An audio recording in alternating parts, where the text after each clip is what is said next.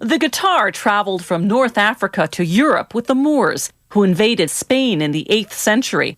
In time, the guitar became the signature instrument of Spanish flamenco music and the trademark of the singing cowboy. In the 1930s, the acoustic guitar debuted as a jazz instrument. By the 1960s, as the electric guitar took over rock and roll, the acoustic guitar remained a staple of the folk music scene. They use spruce or cedar because those woods are lightweight and vibrate well. Using a 30-ton press that works like a cookie cutter, they punch out the shape of the guitar. The size of the sound hole affects how the guitar will sound. The larger the hole, the more treble. The smaller the hole, the more bass. Then they glue on a wood inlay decoration called a rosette. Next, they make the sides of the guitar. They first immerse wood pieces in boiling water for about 15 seconds.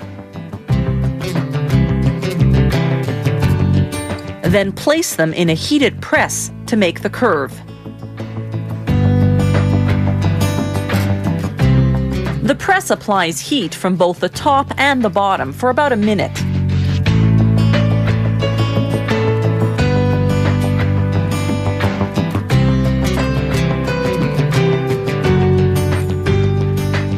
Then they connect the two sides with blocks of wood made of either mahogany or poplar. One is glued and clamped at the bottom, the other at the top.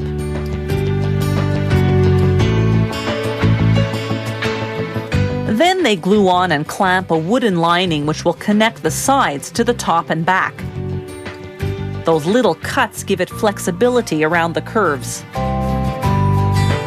Then with a hand router, they carefully notch the lining to receive 4 wooden braces to support the back of the guitar. Strategically placed braces help the top of the guitar withstand the tension of the strings. They also equalize sound frequencies by controlling vibration differently at different spots. After a vacuum press makes the bracing adhere evenly, they glue on the top and bottom.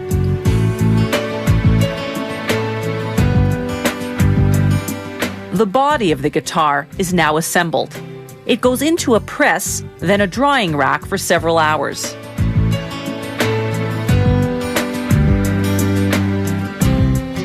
Next, they glue on a plastic binding to protect the guitar's edges.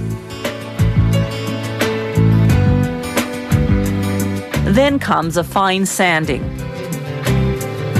Next, a machine with a special sensor measures the precise angle at which the body and neck of the guitar will later be attached. The angle is critical for sound quality. It drills the holes and sands the pieces accordingly. Next, they apply lacquer, 4 to 8 coats depending on the finish. The fingerboard is made of rosewood or ebony. The metal frets separate the halftones on the musical scale. An adjustable rod goes inside the neck. This lets the neck adapt to the different tensions that different types of strings require. They glue the fingerboard on the neck, then vacuum press it to make sure it adheres evenly. Next, they install the machine heads on which the strings will be wound.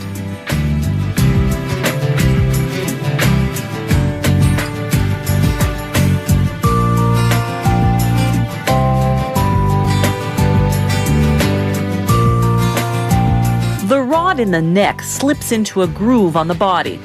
The neck is then bolted and clamped until the glue dries. Next, they glue on the bridge, securing it with temporary screws and a clamp. Then they glue on the headstock nut, a hard plastic piece that spaces the strings evenly. Next comes the saddle, then the bridge pins which lock the strings in the bridge. Finally, they string the guitar using an electric winder. Because of all the glue drying time, it takes 3 weeks to make a guitar. The wood will become suppler the more the guitar is played, so as the guitar ages, the better it will sound.